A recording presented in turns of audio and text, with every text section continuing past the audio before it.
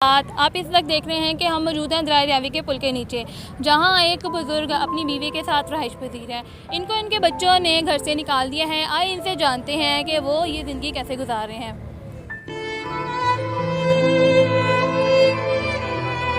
Video देखने से पहले वेलकम पाकिस्तान को सब्सक्राइब करें, लाइक करें और शेयर करें। अस्सलाम वालेकुम नाज़रीन, मैं हूं आपकी मेज़बान सना इब्राहिम। वेलकम पाकिस्तान के साथ आप इस वक्त देख रहे हैं कि हम मौजूद हैं दरिया रावी के पुल के नीचे, जहां एक बुज़ुर्ग अपनी बीवी के साथ रहाइश पजीर है। इनको इनके बच्चों ने घर से निकाल दिया है। आइए इनसे जानते हैं कि वो ये ज़िंदगी कैसे गुजार रहे हैं। वालेकुम अस्सलाम। बाबा जी, आपका नाम? मेरा नाम मलक खिज़र हयात है। आप यहाँ पे कब से रह रहे हैं? बेटा इस जगह पे मेरे को 2 साल हो गए हैं। 2 साल से। कितने बच्चे हैं? बेटा बच्चे तो 5 हैं या 8 बच्चे हैं। 5 बेटी हैं, 3 बेटे हैं। माशाल्लाह, 5 बेटियाँ और 3 बेटे। यहाँ पे अकेले क्यों रह रहे हैं? बेटा मजदूरी भी करनी है, खाना भी है। ये तो नहीं कि बेटियों के पास रहें तो उनसे खाएं, हम लोगों को अच्छा नहीं लगता।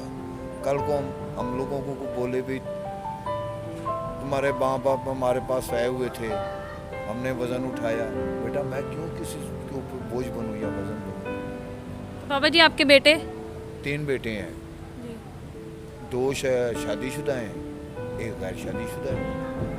जो शादीशुदा हैं वो अपनी अपनी बेगमों को लेके तो अपने अपने ससुराल में। तो जो गैर शादीशुदा है वो बेटा यहीं पे घूमता है। तो आपकी मदद कोई नहीं करता?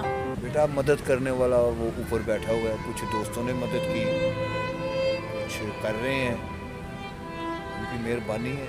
अल्लाह ताला इतनी रज़ा दे तो वो सबको दें, जिनके पास नहीं है। हम लोग तो यहाँ पर बैठ के बेटा तो बाबा जी, आप रोज़ी रोटी के लिए क्या करते हैं? बेटा ये चाय का ढाबा है जी।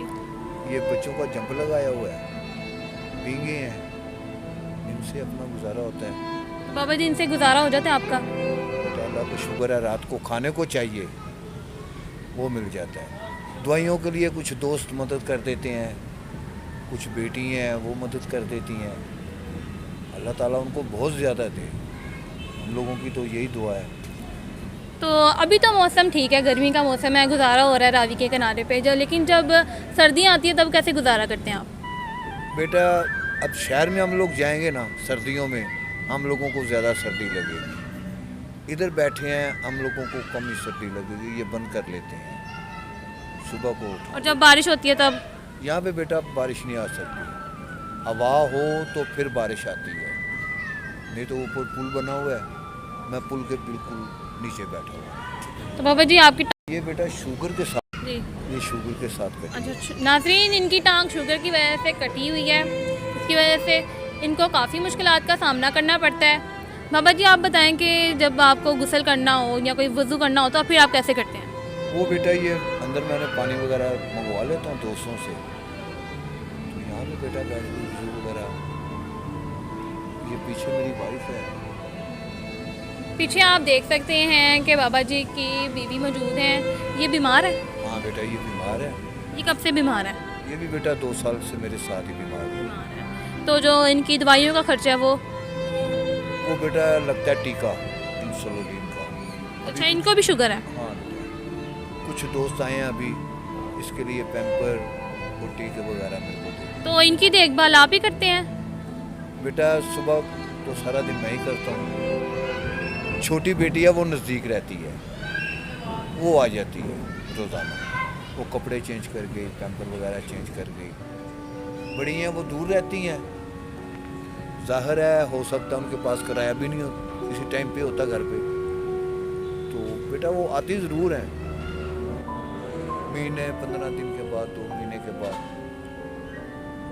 आगे मिल के चली जाती है। तो बाबा जी आप जो हमारी नई जनरेशन है, जो नई जनरेशन है, इसको आप क्या पैगाम देना चाहेंगे इस हवाले से कि माँ बाप के बारे में क्या पैगाम देना चाहेंगे? वो यही बोलूँगा बेटा कि माँ बाप का ख्याल करेंगे तो अगली जगह पे हिस्सा मिलेगा। जन्नत का दरवाज़ा छोड़ के तो हम लोग दोज़ख की तरफ चल रहे हैं।